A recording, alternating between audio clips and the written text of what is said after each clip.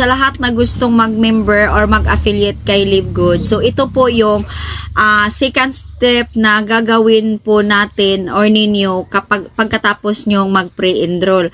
Kapag ready na po yung card nyo na gagamitin nyo sa pagbabayad ng membership, so ito na po yun. So punta lang po kayo doon sa Google, tapos i-type nyo lang po yung securemyposition.com. So ngayon ito na yung lalabas. So secure your position, pindutin nyo yan, and then diretso na kayo dito. So ito po yung makikita nyo. So enter nyo lang po yung email ad na ginamit nyo doon sa pag pre-enroll nyo. Kailangan yung email ad na gagamitin nyo guys is yung active talaga, kasi makatanggap kayo ng email from the company. So pindutin nyo yung view my team, yan, para makikita po natin kung ilang araw na lang yung natitira sa ginawa nyong pre-enroll. Ayan. So, ito po yun. So, ito siya po yung ginamit po natin. So, ito po yung lalabas kung ano yung pangalan nyo. Congratulations, Elvin. Ayan. So, ngayon, nakikita nyo yan na may 6 days pang natitira simula na nag-pre-enroll siya. So, ngayon, pindutin nyo itong nasa taas, itong may 3 guhit. Yan. Tapos, diretso sa may info. So, pindutin natin po yung may info. Dito natitingnan po natin. Ayan.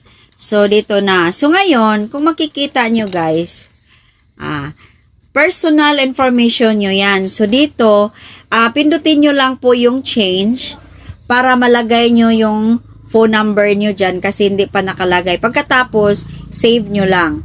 So, pagkatapos ng ma-save, yung susunod dyan, may mag-reply sa inyo na successfully changed. Tapos naman dito, yung payment information nyo po, pindutin nyo lang ito para fill up pa nyo sa card information.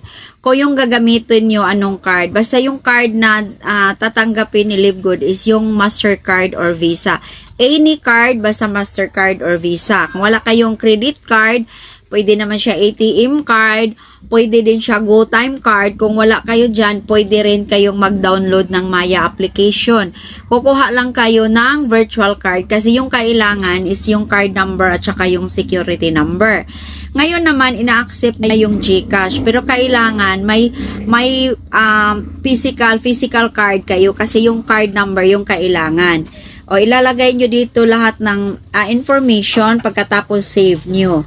Kailangan kompleto lahat para tatanggapin ni Livegood yung information. Pagkatapos naman, dito naman po sa shipping address. Yung shipping address naman po, change lang.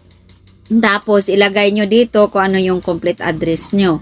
Kailangan talaga is tama. Kasi kapag nag-order kayo ng product, para hindi mahirapan na maghanap sa inyo yung courier. So, pagkatapos naman, kailangan i-fill up nyo dyan lahat, i-save nyo ulit. Ayan na. Pagkatapos dyan, susundan nyo na lang kung ano yung instruction. Kasi, sa dulo niyan, gagawa kayo ng username at saka password. Basta sa dulo nito, yung makalagay doon is join success. Kapag join success na kayo, lalabas kayo dito, tapos pasok kayo ulit sa Google, and then, pagpasok nyo doon, punta kayo doon ulit. Ayan. Punta kayo doon ulit sa Google pagkatapos yung matanggap nyong